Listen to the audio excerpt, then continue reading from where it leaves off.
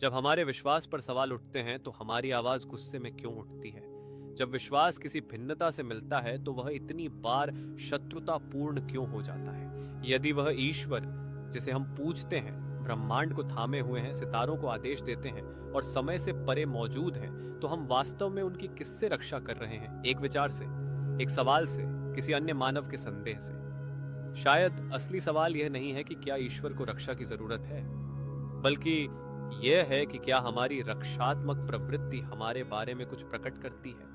हाल के वर्षों में हमने देखा है कि विश्वास का इस्तेमाल हिंसा, डराने धमकाने और सार्वजनिक आक्रोश को सही ठहराने के लिए किया गया। धार्मिक अपमान की धारणा से दंगे भड़के, ईश्वर की महिमा की रक्षा के नाम पर हमले किए गए, समुदाय टूटे, जीवन खोए गए और नफरत बढ़ी। सब यह विश्वास करने से कि दिव्य को मानव शक्ति द्वारा बचाया जाना चाहिए। सांस्कृतिक और धार्मिक सीमाओं के पार यह पैटर्न बार बार दिखाई देता है। जब विश्वास हमारी पहचान बन जाता है तो असहमति एक आक्रमण जैसी लगती है। जब विश्वास नाजुक हो जाता है तो आक्रामकता ही निष्ठा महसूस कराती है। फिर भी दुखद विडंबना यह है, जितनी अधिक आक्रामकता से लोग ईश्वर की रक्षा करने का दावा करते हैं, उतना ही छोटा और अधिक संकटग्रस्त उनका ईश्वर दिखाई देता है। बाइबल लगातार ऐसे ईश्वर को प्रस्तुत करती है जो नाजुक नहीं है। हमारा ईश्वर स्वर्ग में है, वह वही करता है जो उसे भाता है। भजन संहिता 115:3 या जोब के पुस्तक में जब ईश्वर के न्याय के बारे में सवाल और आरोप उठते हैं, ईश्वर किसी मनुष्य से अपनी रक्षा नहीं करने को कहते हैं। इसके बजाय वह स्वयं बोलते हैं, जब मैंने पृथ्वी की नींव रखी थी तब तुम कहां थे? अय्यूब 38:4। यह ऐसा ईश्वर नहीं है जिसे सुरक्षा की आवश्यकता हो। यह ऐसा ईश्वर है जो वास्तविकता को परिभाषित करता है। शास्त्र कभी भी ईश्वर को इस बात पर निर्भर दिखाता है कि उनकी सत्ता को बनाए रखने के लिए मानव आक्रोश, शक्ति या बहस की आवश्यकता है।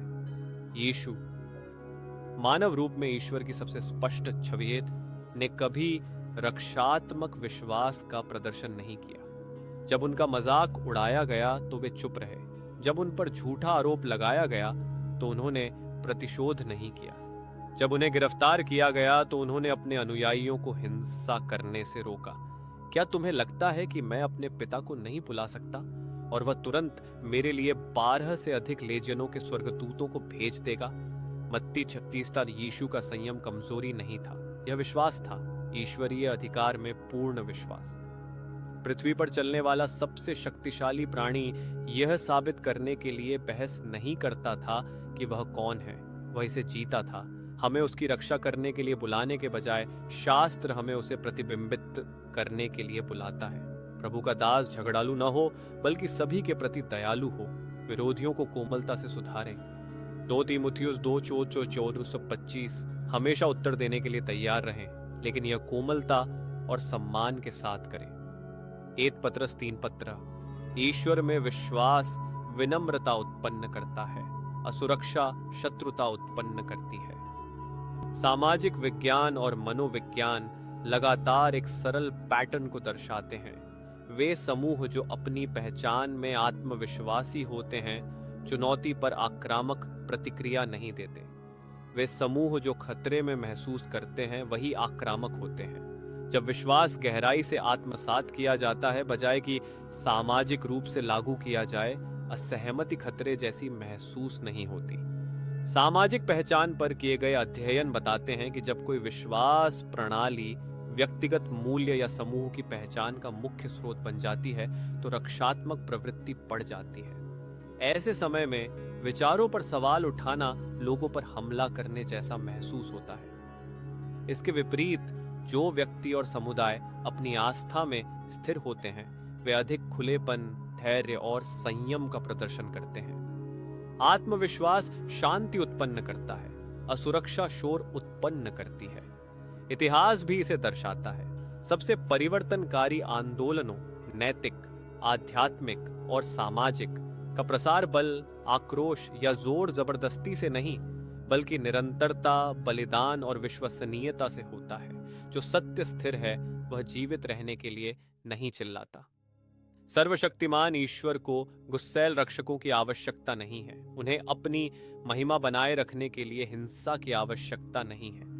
अपनी सच्चाई बनाए रखने के लिए डर से प्रेरित बहस की आवश्यकता नहीं है। जो उन्हें चाहिए वह गवाही है, युद्ध नहीं। उपस्थिति है, हड़कंप नहीं।